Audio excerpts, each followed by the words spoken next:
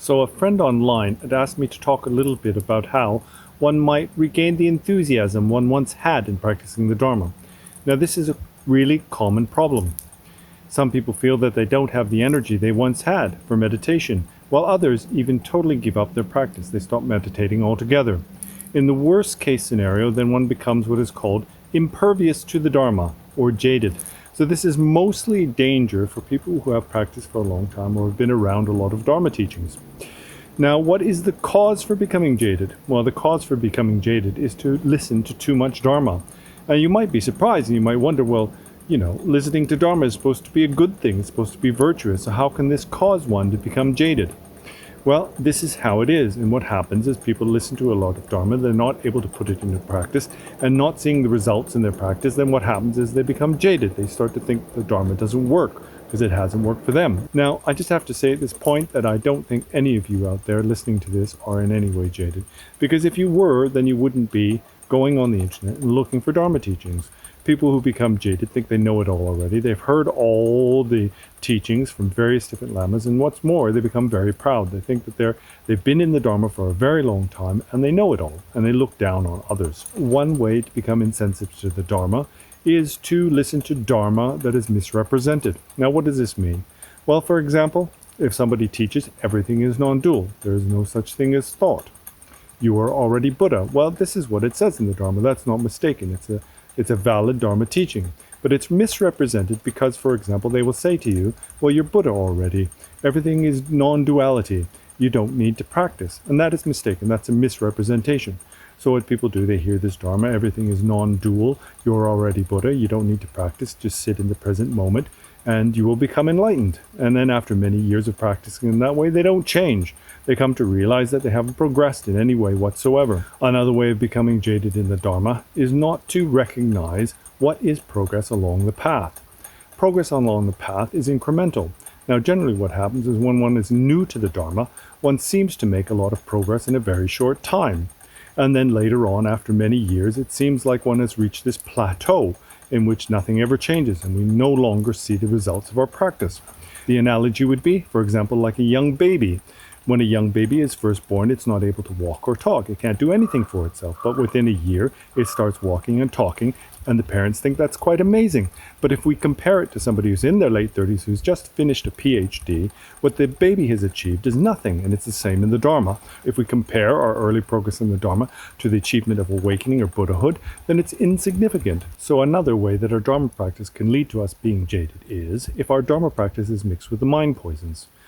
To quote the peerless Gampopa, Dharma that is not practiced in accordance with Dharma will not lead to liberation, but to the lower realms. So an example of this is to mix our practice with ignorance, and this is a real danger for us. Closing the eyes, turning the mind inwards, and looking for silence, we can fool ourselves that we're meditating, but really what we're doing is we're falling asleep.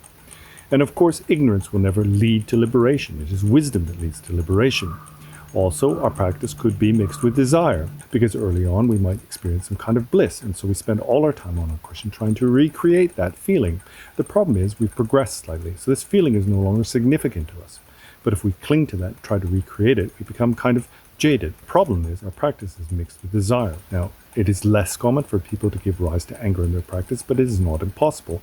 It is possible to feel frustrated when we practice, and in our frustration we give rise to anger. Some people even become angry with their teachers because they feel like their teacher is somehow putting them down or leading them astray. It is very common for those who become jaded to give rise to pride and jealousy.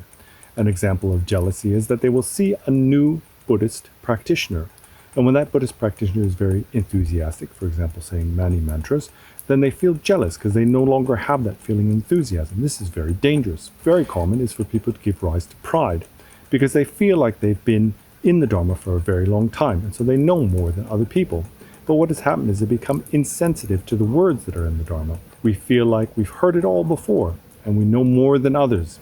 Now there is another very, very dangerous way to become jaded, and that is listening to too much high Dharma. This is not the same as listening to Dharma that has been misrepresented.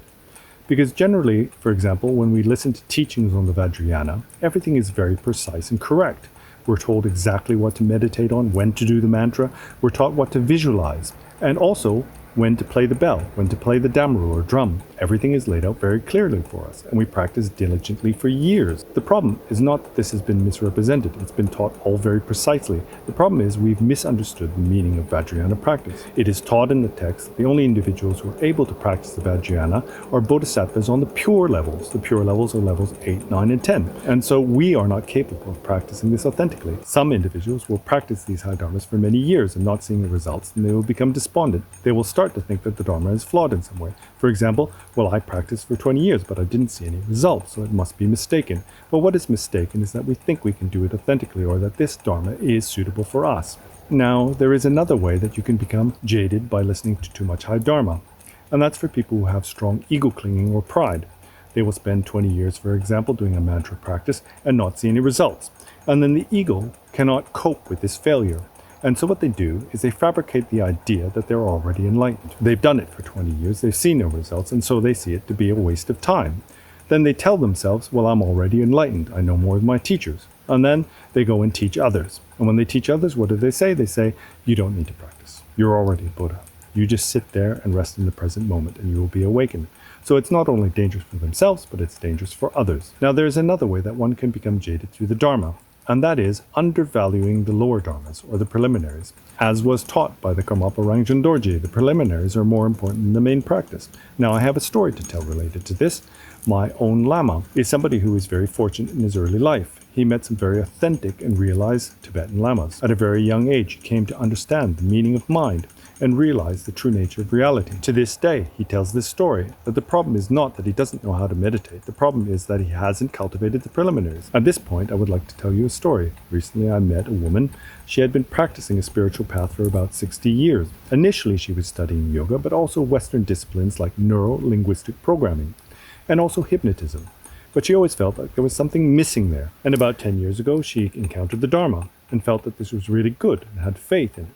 But the problem was she couldn't find a teacher or authentic teachings, and so much like you, she looked on the internet to find out more information, but was never satisfied with what she found. So for her, like many other Dharma practitioners, the problem is they never get introduced to authentic meditation. And so, for example, you can count the breath, or you can look at an outer object, but these things are limited. Also, if somebody asks you to rest in the present moment, although this will give you some stability in your mind and make you a calmer person, it is not what will lead to eventual results. In the end, she was ready to give up. She'd lost all hope.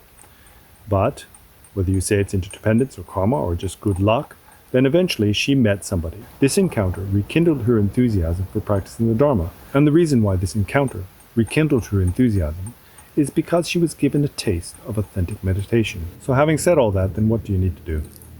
Well, you have to do everything you can to avoid these pitfalls I mentioned. They really are dangerous. And then ultimately, you need to encounter your teacher of this life. Somebody who can introduce you to a new way of thinking about meditation. Once you've discovered that, then enthusiasm will naturally arise. It's the case that whatever we enjoy, that we like, that we value, then we don't have to be forced to do it, right? Somebody who likes going to the opera, for example, will gladly go. You don't have to convince them. The problem is that it's very difficult to be introduced to authentic meditation. So you have to make aspirations. That's really important. But as I said before, you have to be skeptical. You don't want to be told you don't have to practice. You do have to practice. You do have to put effort in. But what we call diligence in the Dharma is not just beating yourself over the head. It's not just whipping yourself to do something. What's called diligence in the Dharma is called a joyous effort. That joy will naturally arise when you see the point of practice. So you need to have good aspiration. You need to dedicate yourself to the preliminaries. Really, the preliminaries are one of the major problems that people have. They don't dedicate their time to the preliminaries, so they don't have a foundation. And you know, if you want to build a house, you need a foundation. Without a foundation, it will just collapse. And that's what happens for Dharma practitioners. They don't establish the foundation. The foundation is the preliminaries. And so I'm going to do another video just on these preliminaries to get into more detail about exactly what they are, because they're very important. But please never look down on the preliminaries. It's one of the main causes for Westerners to become jaded in the Dharma, because they see it to be insignificant, unimportant. It's something you do at the beginning, the beginners do. But the masters of the past dedicated themselves to this preliminary practice over and over again. I'm talking about masters of meditation. They saw it to be so important. So if it was important for them, then of course it's important for us. So this is a rather long video, and I'm not going to go on anymore. I'll try to cover these issues at a later date. Thank you very much.